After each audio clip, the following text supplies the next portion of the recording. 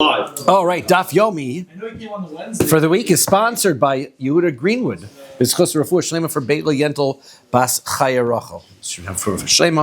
We're going to begin, as we start with the Gemara, we're going to start with the Chumash. We're going to start with the section that has to do with Zakin Mamre, because the Gemara really is going to just go word by word through these psukim and just tell us what each of them means. We're on page 1026. Which is in Devarim Yud Zayin Pasuk Ches. 1026, yeah. Pasuk Ches? Pasuk Ches. Okay. All problems and all solutions or something like that. So it's a unique brisa in that it just goes word by word. So it's good to be able to see the words in a row so we know what words we're dealing with. Pasuk says, Ki palei mimcha davar lemishpat. Let's say there's a matter of judgment that is hidden from you. Bein dam ladam, between one type of blood and another. Bein din ladin, one type of judgment and another. Bein nega lanega, could be that the dispute is between one type of affliction, saras afflictions. Divrei rivos bisharecha, some kind of dispute or fight amongst your gates. V'kamtov alisa al makom asher yivchar Hashem Elokecha bo, and you're going to get up and you're going to go to the place that Hashem chooses there. Uvasal HaKohanim HaLeviim, and you're going to go to the Kohanim, the Leviim, Velashofet, and to the judge, Asher Yi Bayamim Haim, that will be at that time. V'darashta, and he's going to expound and learn. V'yigidu lecha eis devar hamishpat, and he's going to tell you what is the law. V'asisa al pi hadavar sho yargidu lecha, and you're going to do that which you're told. From that place, Asher Yivchar Hashem, that Hashem has chosen, V'shamart lasos kichol asher yerucha, and you're going to guard, make sure to do that which you are taught to do. Al pi Torah asher yerucha, according to the Torah that you are taught. Va'al hamishpat asher yomru lecha taseh, and the judgment that you are told to do. Lo sasur, here's the prohibition: do not turn away from it. Min hadavar asher yagidu lecha, from that which they tell you. Yaminu small. And somebody who does willfully turn away from that which he is instructed, who does not listen to the Kohen who's standing there in order to serve Hashem your God, or to the judge, then that person will die, and then the wickedness will be destroyed from the Jewish people. That means Chayv Misa, right? Chayv Misa, that's right. And we should know by now which Misa, because it doesn't say, by default, Chenek, right? Strangulation. V'chol ha'am yishma'u v'yiro, and all of the nation will see, and they will fear, v'lo yizidun od, and they will not act willfully anymore. Okay, those are our psukim. Now, we get to our Gemara. Gemara says, Tana Rabbanan. Here's our rabbi's word. Ki yipolei mimcha davar, beginning of the psukim, right? When there's a judgment that is hidden from you, we're on the top of Pei Zayin Amud Aleph now, very top. B'mufla she bebeist in hakasam medaber. The pasuk says that from the word b'mufla yipolei, it also means that the person who is involved in this case is somebody who has been raised and given smicha from Beis Din, right? So this is already somebody who's a teacher. Then it continues, mimcha. This is somebody who it is hidden from you. Ze yoetz. So this is somebody who has the ability to offer advice about things like intercalculating the leap years. And then hu omer mimcha yetzei, because why? Because v'chein hu omer, because it also says separately in another pasuk. How do I know the word yoetz means mimcha means this kind of calculation?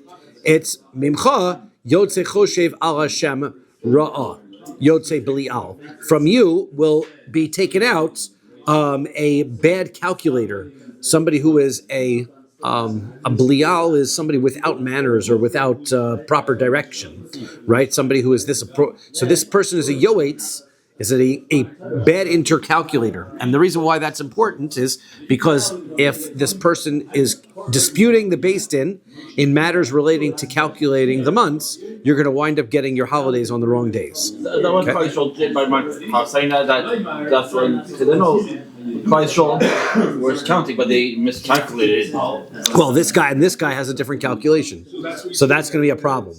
Then comes the next part. davar, right? Ki yipole mimcha davar is the next word in the pasuk. A davar zu halacha. This is telling us a davar is a speech, a spoken word that refers to a halacha l'moshe misinai. If there's a tradition, halacha l'moshe misinai, then there's a dispute, then this halacha is going to apply to it.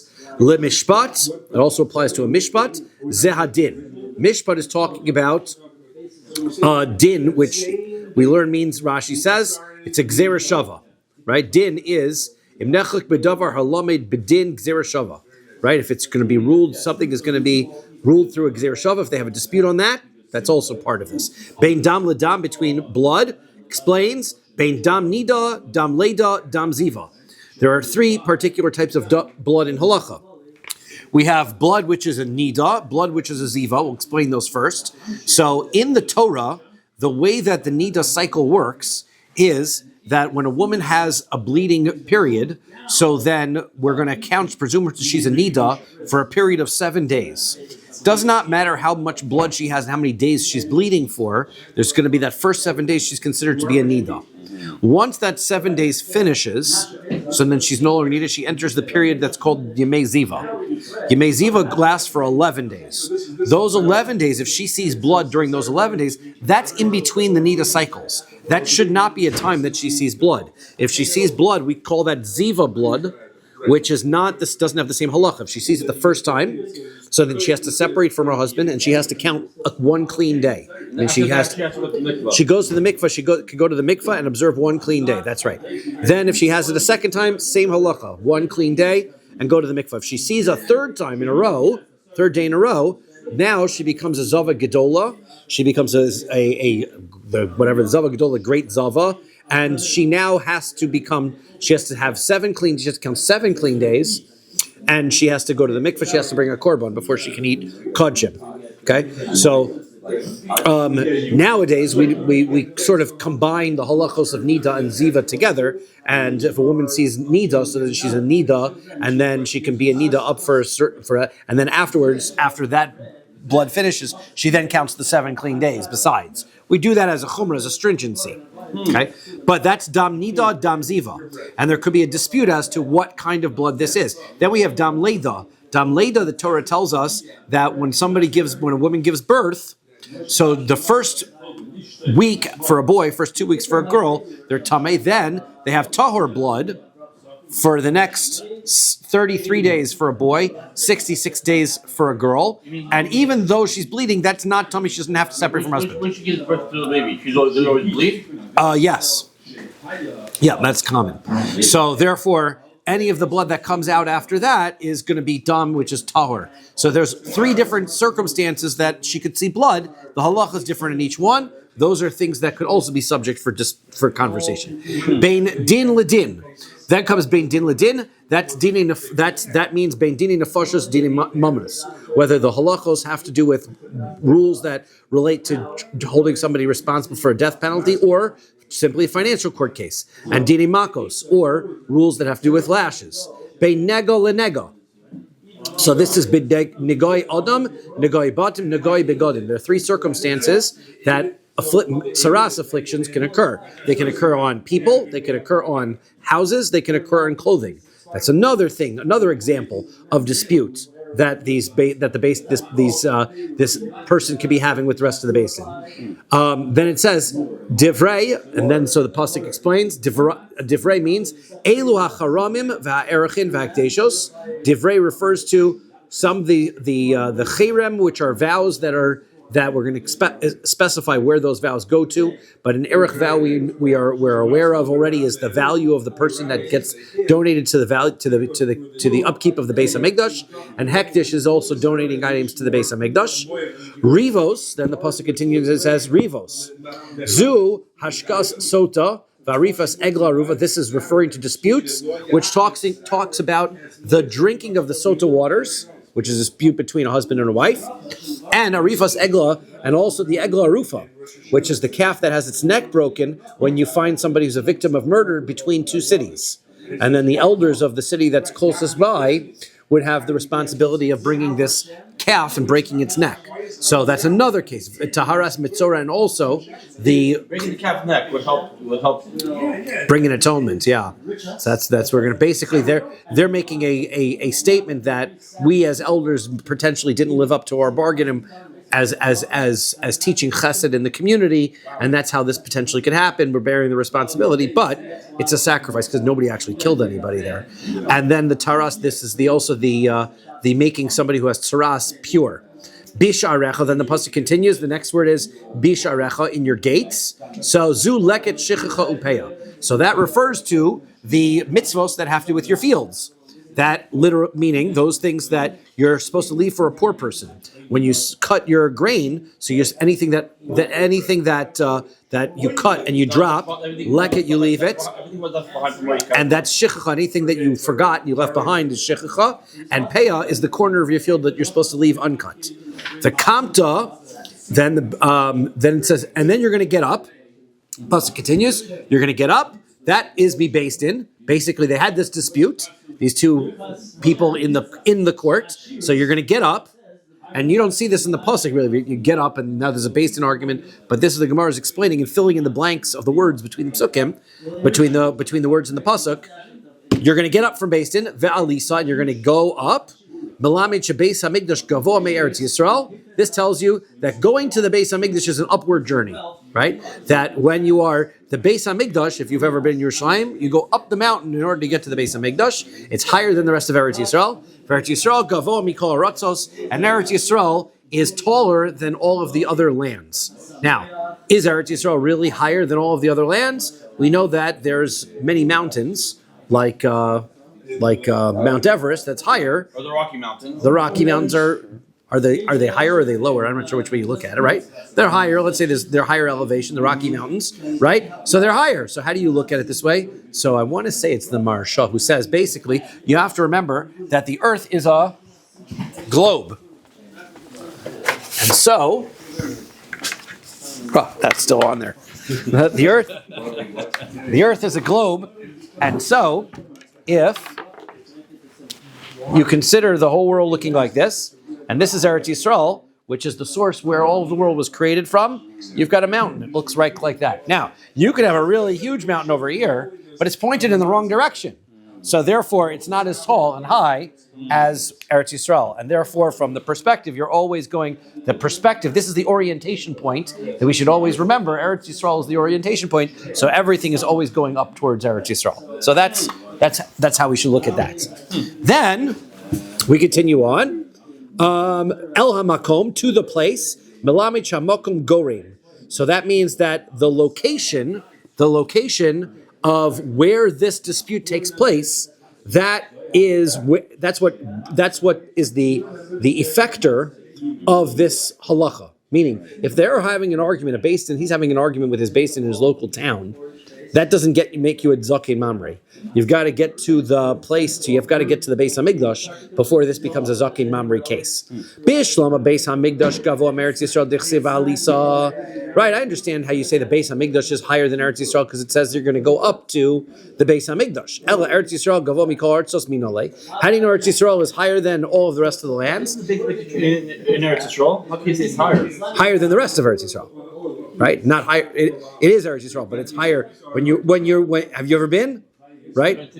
So as you're going to the coastal, you walk up the mountain in order to be able to get there. Right. You're driving up to Yerushalayim. That's right. You begin ascending. Yep. You get closer. So how do we know that Eretz Yisrael is higher than the rest of the lands? The pasuk says, behold, the days are coming, says Hashem. As Hashem lives, who brought the Jewish people out of Mitzrayim, ki im chai Hashem, just as Hashem lives, Asher Allah, Asher Hevi as Zera b'nei Beis Yisrael me'eretz tzafona. So then Hashem is going to bring Beis Yisrael from the land of the north, umikol haratzos Asher hidachtim sham, and from all the lands that Hashem has dispersed the Jewish people to, v'yashvu al admasam, and then they're going to return to and they will settle on their land. So you see, it's a matter of Asher Ha'Allah that Hashem is going to bring up. So therefore, going to Eretz Yisrael is a matter of being brought up. Other Meforshim, this is a clever explanation. Other Meforshim just say it's a spiritual uplifting, right? There's a higher level of spirituality. So you go up to Eretz Yisrael in spirituality. Tana Rabbanan. So okay, so now that we've gotten through the beginnings of those psukim, so Tana Rabbanan, our rabbis are Zaki Mamri Inu Chayav Ella Al Davar Shezadon Lo Kores Veshigo Chatas Diver Rabbi Meir. Rabbi Meir has an interesting shita. Rabbi Meir's shita is, although that when we just read this pasuk and the Brisa just gave us all the examples of things they could be disputing, it gave us all kinds of halachos. Rabbi Meir says that the dispute, unless the dispute is talking about whether you get kares or not, then the dispute is not going to lead to a zakin mamri case. The result of the conversation has to be about a halacha which leads to kares. Rabbi Yehuda Omer, I'll call davar shikaro midivrei Torah upirusha midivrei sofer. Rabbi Yehuda has a different perspective. The argument has to be on something that the words come from the Torah, but you need a rabbinic explanation for the words. That's what has to be disputed. And Rabbi Shimon says, afilu diktuk echad midiktukei sofrim. He says it doesn't matter what the argument's about. Could even be about rabbinic laws, right? If they're having a dispute and he's refusing to accept the psak that ultimately is given by the Sanhedrin, so then he is a zakin mamri. My time of the Rabbi Meir. What is Rabbi Meir's reasoning why he holds that way? Gamar davar davar. He learns exira shava from the word davar davar. Ksiv hacha ki poli mimcha davar. That something is going to be hidden from you. And lemishpat uksiv hasam. And it says over there, v'nelam davar meinei kahal. It talks about the if a beis din makes an error. We'll learn about this in Horios. If beis din makes an error and teaches Klal Yisrael that something is permitted when it's really not, and people act on their advice, they now have a sacrifice they're going to bring. So over there, in order to be liable for a korban, it has to be something that they would have an obligation to bring a sacrifice for, which means that if you did it on purpose, you would have gotten kares. Therefore, if you do it negligently, you're going to bring a chatas. So afkan, so that must be what we're talking about here from this Gerashava, a zakin mamri. The argument has to be related to a halacha, which afkan davar shechayv al zdono kares valshigos chatas. It has to be a case where if a person would do it negligently, he would have to bring a korban chatas, and does it on purpose, he would bring and of course he is doing it on purpose, he'd be a chatas. Now, Rabbi Yehuda says, Aval pi ha-Torah asher yorucha. So he says he learns it from the pasuk. It says, "Al pi Torah sheyerucha." The argument is something that is from the Torah that you will be teaching. Adeka Torah v'yorucha. You need those two things: a Torah and a teaching. So therefore, it has to be something that you can find the source for it in the Torah, and then a rabbinic explanation of that. For Rabbi Shimon says, "Asher yagidu lecha min hamakomahu," that they will tell you from that place. Afilu kol dehu, anything that they tell you. Right? Doesn't matter. So they're all three looking at these psukim and learning what kind of a halacha they're disputing. Amalei Rav Huna bar Chinina leRava. So Rav Huna bar Chinina says to Rava, Tirgama laha masnisa ali b'd Rabbi Meir. He says, I don't understand. Rabbi Meir says every dispute has to do with kares. So I challenge you. We just had this whole brisa, and we went through every word in the first couple of psukim. And we said every word in those psukim refers to a different type of an argument that they could be disputing. How does Rabbi Meir understand that brisa? Right? Because that means that every single argument that we talked about leads to kares. How could each one of those cases lead to kares? How could peah lead to kares? How could all these kinds of things? So, Amar le Rava, Rav Papi says, great, I'll take you up on the challenge. Rava says to Rav Papi, here we go. Every single one is going to be a different case that leads to kares. Poke tirgamale. Here, let's go. Let's explain it like this. Ki pole b'mufla shebebesin akosim medaber. Right? First of all, the Brisa said that the person has to be a mufla for beis. He has to be somebody who has smicha. Wonderful. No problem with that. There's no argument there. Then it says mimcha ze yoetz. So mimcha means somebody who knows the intercalculations of the months. Sheyodea le'alber shanim v'likvoa chadashim. And he says this is talking about somebody who knows when to add extra leap years and add months. Kidetznan, as we learned in the Mishnah, hein idu. This pasuk says Shema Avrim Es Hashana Kol Hadar Shahayu Omrim Ad Hapurim. So he says that this, what they would do is they would testify, and then they would say that we're going to add an extra month to the year. It's going to be an extra Adar, right? Because they would make this extra. They would add this month in until Purim. Di lahai gisa kashari. So because why? What does intercalculating the years have anything to do with kares? Because if he's going to say no, we don't need an extra month. So chametz b'Pesach, he's going to be eating chametz on Pesach, a miser kares, right? Because it's really going to be it's really going to be Pesach, and he's going to say it's not Pesach, so it's an iser kares. The lahai gisa kashari, and if he goes the other way and says no, you need an extra month when it doesn't need it, chametz b'Pesach, then he's also going to be eating chametz b'Pesach because it's not really Pesach. It's going to come out at the wrong time. Then, so that's number one. Good. Next, davar. This is zeh halacha. It's a halacha l'Moshe Sinai. What's the example of halacha l'Moshe Sinai? Zu halachos echad asar. This is the day of this is the halacha pertaining to the 11th day. What's that? The itmar. We have a teaching as follows. Asiri. Let's say a woman is in her zava period. Okay, she's in this zava period, these 11 days. So the halacha is going to be if she sees blood, so she needs one clean day following. Okay. Now, if she says, the question is going to be, if she sees blood for the very first time on the 11th day, or let's say on the 11th day, she doesn't have to worry about counting more days, 2 days. She can't have 3 days in a row because after day 11, they're up. If she sees blood the next day, she becomes a nida. If she sees that her blood is dry already.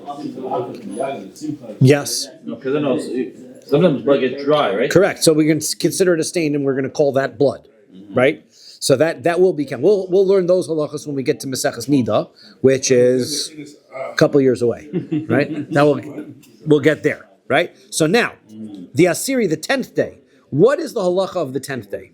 Because after all, you can't get 3 days in a row. So Rabbi Yochanan says Asiri ketishi. The 10th day is like the 9th day, and Rabbi Shimon ben Lakish Amar Asiri kechadasar, and Reish Lakish disagrees. He says the 10th day is like the 11th. What does that mean? Rabbi Yochanan Amar Asiri ketchi. Rabbi Yochanan says the 10th day is like the 9th day, which means Machi'i boi shimur. Just like on the 9th day, you have to worry about the day after the 9th day, if it's the 10th day, to be able to make sure that she can see a full clean day before she can return to her husband that night of the 10th, and she can be with her husband on that night of the 10th unto the 11th. So af asiri boi shimur. So too he holds that would be the case on the 10th. On the 10th, if she sees blood on the 10th, so then she has to watch a clean day on the 11th, and then she can go back to her husband that night. Okay, that's because there's an extra day there, so there makes some sense. Reish Lakish says asiri kechadasar. He says no, the 10th day is like the 11th. Ma chadasar lo boi shimur. He says look, the 11th day doesn't need any guarding, because if she sees blood on the 11th day, she doesn't have to keep the 12th day as a clean day because it's not under the ziva periods anymore. So therefore, she's tahor after that. The period is the zava period is ended. She doesn't have to worry about the 12th day. There's no such thing as keeping a clean day on the 12th day after the 11th. So too, af asiri lo boi shimur. He says also the 10th day, therefore, is like that. Since you can't have 3 days consecutive anymore, you can have 9th, 10th, 11th, that you could do. But once you're at the 10th day, you can't have 3 consecutive days anymore. Therefore, you don't even have to worry about watching a clean day on the 11th. She can already be tahor to her husband on the 11th day already. Okay, so now, why does that make a difference? Because somebody who has relations with a zava is chayav kares. So therefore, it's very important to know whether this woman is a zava or she's not. And so if they're arguing and disagreeing in this dispute of Rabbi Yochanan and Reish Lakish, that would be an example of kares, which has to do with bein dam ledam, which has to do with halacha l'Moshe Sinai, right? This idea that you don't have to count an extra day is a halacha l'Moshe Sinai. Okay, then comes mishpat. The mishpat, zeh hadin. This is a din which relates to gzera shava. So how can a gzera shava lead to a kares? Example, Pei Zayin Amud Beis. So that is din bito me anusa so. This is, and I'm sorry I erased it now, because this was exactly what we were discussing, right? This is the halacha of the daughter, right? We remember we had those relations that were from his wife, that was prohibited, and on those psukim we said his daughter is prohibited and his granddaughter is prohibited. Then we had, She got raped, basically. and then was the other side, the woman who got raped, right? So then on that side it says he cannot have relations with his granddaughter. It doesn't say anything about his daughter. And we wanted to know, how do we know a daughter from that wife is also prohibited? Well, we said, Gzera Shava, Heina Heina, which connects those two, Zima Zima, which tells us that we get Sreifa for the whole bunch. Dama Rava, Amarle Rav Yitzchak Barav, Dumia Asya, Heina Heina, Asya Zima Zima. We have this, the Gzera Shava, that we learned some time ago, between Heina Heina and Zima Zima, and that is that's going to be a question. With this Gzera Shava, we learn that one's daughter from the woman that was his Anusa, is Chayev Kares, right? Because that was our connection. And without the Gzera Shava, then there's no pasuk that says anything about it. So therefore, whether you learn that Gzera Shava or not, makes the difference about his daughter from his Anusa, whether you're Chayev Kares or not. Okay, that one's good too. Next, Bein Dam Ladam. What about the difference in bloods? So he says Bein Dam Nida, Dam Leda, Dam Ziva. The example we said was, here's the three different types of blood. And here he explains, Beplukta de Akavya ben Mahalal. This could be an example of an argument that existed between Akavya ben Mahalal and the Rabbanon. Ditnan, as we learn in a Mishnah. Dam hayarok. Let's say the woman has yellow blood, right? Blood is normally red, but it also could have other discharge mixed in, so it could be yellow looking. Could that be with disease? No, it could still not be disease, but it's a question of whether it's considered to be blood that's tamei or not. So Akavya ben Mahalalel mitame. Akavya ben Mahalalel says yellow colored blood is tamei, and Chachamim mitarim. And the Chachamim say, no, that's not, red colored blood is tamei, yellow colored blood is not. Okay, so we go here. We go by the Chachamim. So therefore, that makes a difference because again, Nida being Boel and Nida having relations with a Nida is going to lead to Kares. Okay, so that's one. Dam Leda, what about the argument where do we see blood of being given birth? That's Beplugta de Rav Velevi. That could be an example of the argument between Rav and Levi. De Itmars, we learn in a Gemara. Rav Amar, Mayan Echad Hu, HaTorah Tim Oso, VaTorah Tiarto. When you have a woman who gives birth and she's bleeding, she might be bleeding consistently without stop from the time that the baby's born for a couple weeks. So, if this woman is given birth, let's say she's given birth to a boy and she's bleeding for 7 days, on the 8th day she's still bleeding, but that blood is now not tamei. Only the first 7 days, because why? Even though the blood comes from exactly the same source, the Torah says day 7 is tamei, day 8 is tar. That's it. That's the only reason. Period. Okay?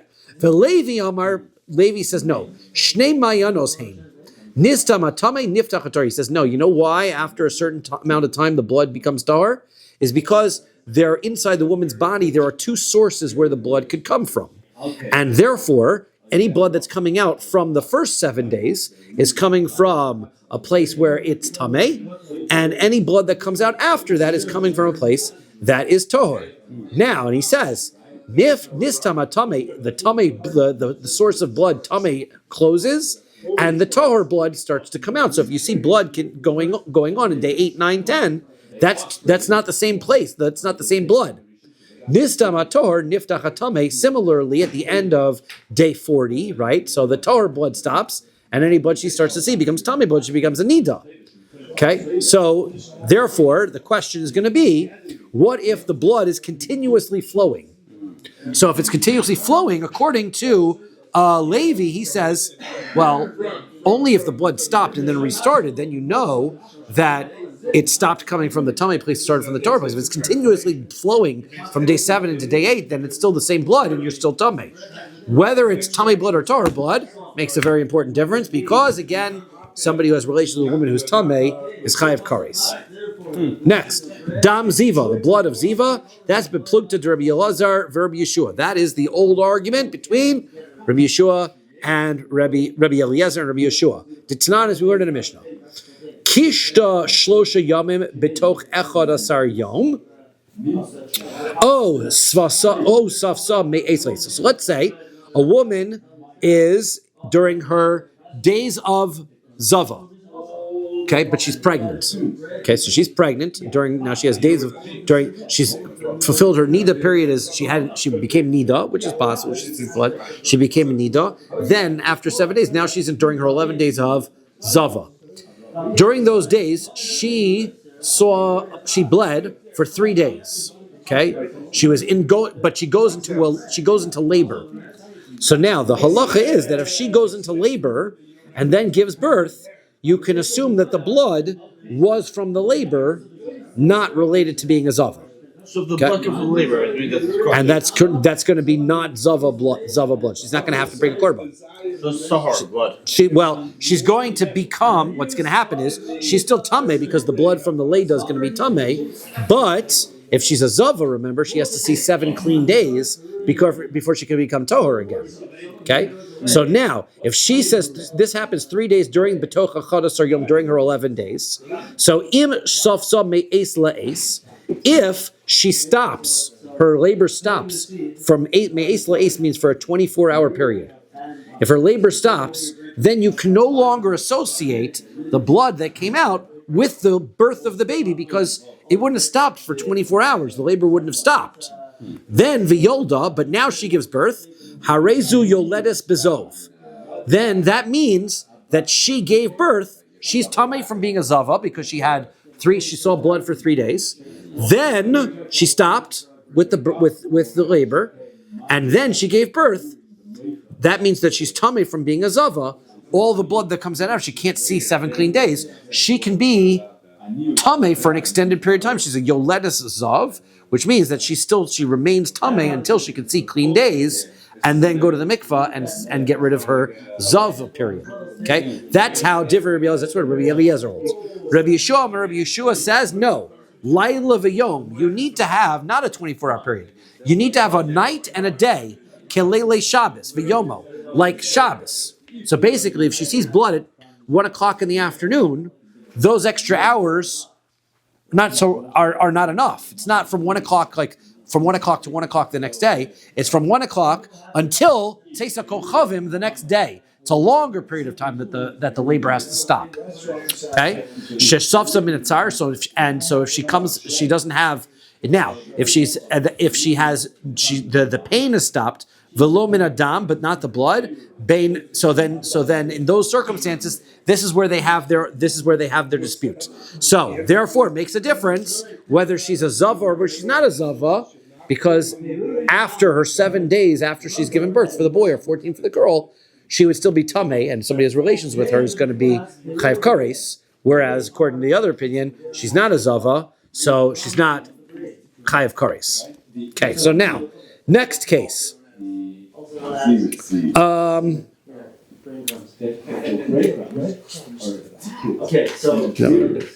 Next was bein din ledin.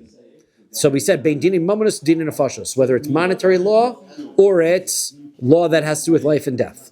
So and din in makos. So let's talk about din in mamonos. How do you have din in mamonos turn into kares? So this one you have to get a little creative. Bepluged the Shmuel v'Rabbi Avo. It's the argument between Shmuel and Rabbi Avo. Damar Shmuel. Shmuel says, Shnaim shadano dinehem din. Let's say you have 2 judges. And we had this from the very beginning of the Masechta. 2 judges ruled, you're supposed to have 3. 2 judges made the ruling, so the judgment counts. And El Shenikroin based in Chotzuf. But they didn't do what it was supposed to be, because Midrabanan, we need 3. 1 was sufficient, 2 is not so good, we'll call them based in Chotzuf. For Rabbi Avo, Rabbi Avo says, everyone says the halakha, that whatever they ruled is not good. So now, what difference does it make? Because now, if the judges tell Reuven to give Shimon money because that's their ruling, so then Shimon thinks he has the right money. So, according to one opinion, Shimon does have the money that belongs to him. According to the other opinion, Shimon's got money that really belongs to Reuven. Just these judges have no set; they're not legal judges. But now Shimon goes and he uses the money to get married. He says, "Here, Harei Mekudeshes Li buys a ring. Harei Mekudeshes Li." Now, According to the opinion that says the judgment's not valid, this ring really belongs to Reuven. According to the opinion that says the judgment is valid, the ring belongs to Shimon. When he marries this woman, is he married or not? Well, it depends. And now, if this woman then has an adulterous relationship, chayiv kares. So it depends if she's married or not. Depends on whether that judgment, what happened at the beginning, was valid or not. Okay, so therefore, that's how money can turn into kares. Dina nafashos. How about a judgment having to do with life and death? That's beplugta de Rabbi v'Rabbanan. That's the argument between Rabbi and the Rabbanan. Tanya we learn in a brisa. Rabbi says v'nosata nefesh tachas nefesh. So it says that you should give a soul for a soul. Mamon, that's mamon. That refers to money. Ata omer mamon. You think it means that it's money. Owena la nefesh mamish. Or when this person does, or does he have to actually get killed? Nemar nesino lamala v'nemar nesino lamata. So the pasuk says the word nesina.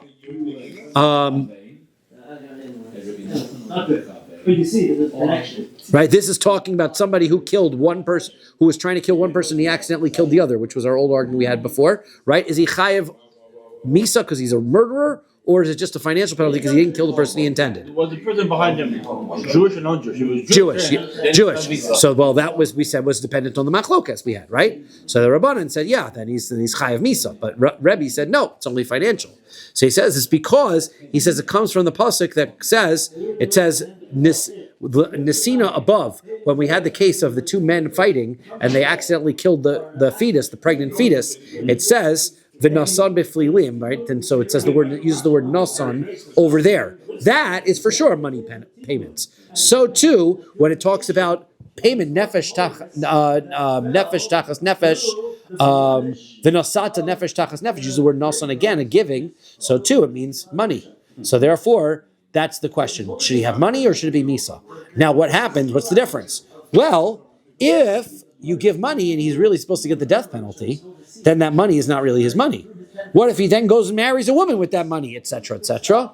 Then he's going to wind up, this woman is not going to, either the question is going to be whether she's a married woman or not. The money goes straight to belong to Basin eventually. Well, no, if he's supposed to give money to the person who got killed, it would go to the heirs of the person who died. Right? Dine makos. What about when it comes to lashes? That's beplukta de Rabbi Yishmael v'Rabbanan. That's the argument between Rabbi Yishmael and the Rabbanan. Ditnan, as learned in Mishnah, makos begimel. Right, you're supposed to give malkos with only 3 judges. You need 3 judges to give lashes. Rabbi Yishmael Omar b'chav gimel. Rabbi Yishmael says, nope, you need 23 judges. Okay, so therefore, we know that the halacha is that somebody who hits his friend is chayiv kares. So therefore, if you hit your friend based on 3 judges, and the halacha is really supposed to be 23 judges, then you're liable kares. Bein nego lenega, right, between one afflict type of tzaras and another.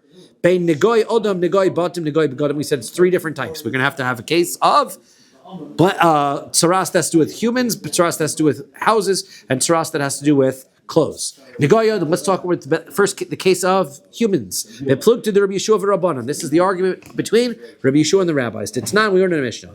Im beheres kodam l'seyar. Let's say the white mark on the skin that the person sees comes out. Then they have to be able to put the person into. They tell him to stay away for 7 days. Then they take a look. If the white mark came before the se'er halavan, a white hair grows out of it, so then tameh.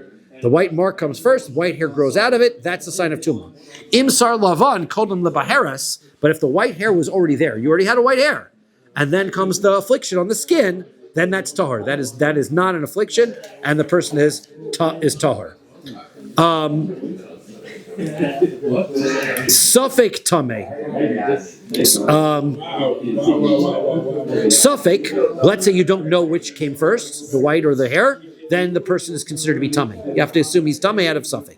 Rabbi Yeshua says, keha, says that he uses the word keha, and he says, my keha, what does he mean by keha mean? It means weakened. What does that mean? Rava says keha tahor. When he says the word keha, he means that suffik is tahor. Now, whether the person is tameh or tahor is important, because if this person then wanders into the base of Mikdash and he's tameh, he's chayav kares. So therefore, knowing whether this person's blemish is kares is tamei or tahor is important. Negoy batim. Am I saying that right? 1 second. If he's the suffix.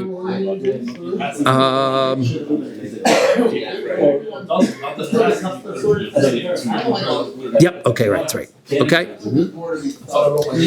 Negoy batim. What about the affliction of houses? That's beplugta de Rabbi Elazar Rabbi Shimon. We've seen this one before. The argument between Rabbi Elazar Rabbi Shimon and the Rabbanon. Tonight we're in a Mishnah. Rabbi Elazar Rabbi Shimon Rabbi Elazar Rabbi Shimon says, "Liolam eina bayis tamei ad sheyirab kishnei grisin al shtei avonim." We drew that picture, right? You have to be able to have an affliction on a long as 2 beams long, 1 beam wide, on 2 in the corner of the house. B'shtei k'solim on 2 walls. B'keren zavis in the corner. Archok shnei grisin, the length has to be 2 beams, right? V'rachvo kigaris, and the width of it 1. My time of Rabbi Elazar, Rabbi Shimon. Why does Rabbi Elazar, Rabbi Shimon hold that way?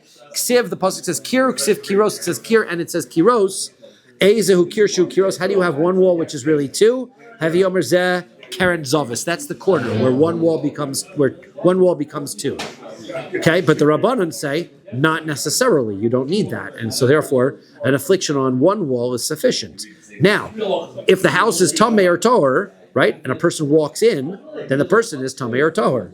If he's tamei or tahor and then walks into the Beis Hamikdash, he could get kares. So therefore, knowing whether this affliction, whether this rule counts or doesn't count to make the house tamei is important. Okay, so now. Negoy begodim. What about afflictions regarding clothes? Beplugta de Rabbi Nasan ben Avtulmus birabanan. This is the argument between Rabbi Nasan ben Avtulmus and the Rabbanan. Did Tanya, we learned about Rabbi Nasan ben Avtulmus Omer. Rabbi Nasan ben Avtulmus says, "Minayin lepricha bebegodim shei Torah." How do I know that if your garment turns completely white from tzaras, that the garment is tahor? He says, Nemra karachas v'gabachas be'odam. It uses it's almost like a gzer shava. It says the word karachas and gabachas by a human being. V'nemra karachas v'gabachas be'odam uses the same language by garments. Malaholan parach bekulotor. Just like we learn, and we're not learning it now, but just like we learn that if a human being, the affliction, the tzaras, spreads all over his body, then it's the person is tahor. Afkan parach bekulo tahor. So too here, if the affliction goes all over his body, so then he's tahor. However, according to the other opinion, he says no, not true. That if it flicks over that you don't learn it from humans to garments, and therefore the garment is tamei. Well, if the garment is tahor versus the garment is tamei, makes a difference because it might make a person who touches it impure, and then that person go to the Beis Hamikdash, and that could be a isur of kares. Then divrei, we said that is elu erichin v'charamin v'hekdeshos. These are the cases of erich vows, charamim, and hekdeshos. Erichin, what about erichin? That's been plugged to the Rabbi Meir v'Rabbanan. That's the argument between Rabbi Meir and the rabbis. The time we learned in a Mishnah, hamarich pachos mi ben chodesh, somebody who pledges to give the value of a child less than a month old. Rabbi Meir Omer nosin damav. Rabbi Meir says you give the value of that child on the slave market because there's no value in the Torah to less than a month old. The Chachamim says lo amar klum, that has no meaning and gives nothing. Well, now if he takes, let's say he takes $10 and he goes, this is going to be towards my pledge. Well, if you don't have a pledge, then that money doesn't belong to Hektish. And if you did make a pledge, then that money does belong to Hektish. Now he goes and he takes this $10 and he goes to a woman and he says, let's get married. And he hands her the money. Well, if it's his money, then they're married. If it's not his money, then they're not married. But you can't buy into marriage. Of course you can, right? That's how you do marriage, right? You give money, kesef shtar and bia, right? With money, right? You can do a ring, basically, is how we use, right? It's money. So therefore, if she's married, then somebody else has relations with her, so then it's kares. And if she isn't married, it's not kares. Then we have charamim. Charam is bepluged to Rabbi Yehuda ben Beseira v'Rabbanan. The argument between Rabbi Yehuda ben Beseira and the rabbis. Ditnan, we learned in a Mishnah. Rabbi Yehuda ben Beseira, Rabbi Yehuda ben Beseira says, Stam charamim lebedek habayis. If somebody says, this is chiram to me, so then the money, this item, the money value of the item goes to the upkeep of the Beis Hamikdash. As the pasuk says, Kol chiram kodesh kodashim hu Hashem. All of charamim are holy of holies to Hashem. The Chachamim say no. Stam charam lakohen. If you say something is cherem, it's a gift to your favorite kohen. Shenamar, as the pasuk says, kisadeh cherem lakohen. It's like the field which is cherem, which goes to the kohen. Tiyakuza, so should be his inheritance. Im kain matam alomar kodesh kadoshim hu Hashem. So then, how do you explain the pasuk that says it's kodesh kadoshim Hashem? Shechal al kodesh kodesh al kodesh kalim. That applies to things which are kodesh kodshim and things which are kodesh kalim. It doesn't matter, even though normally you cannot use money that has already been designated as a sacrifice. You have to bring the value of that sacrifice and give it to the kohen in any event. Okay, so now again we have this same thing.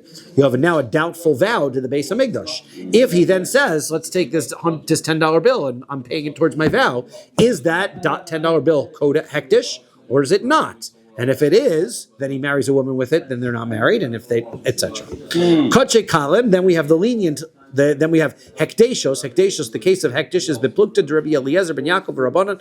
This is the argument between Rabbi Eliezer ben Yaakov and the rabbis. The Tanya were in Rabbi. Rabbi Eliezer ben Yaakov says, "Afilu tzinura shel hekdesh tzricha asar bnei adam liftosa."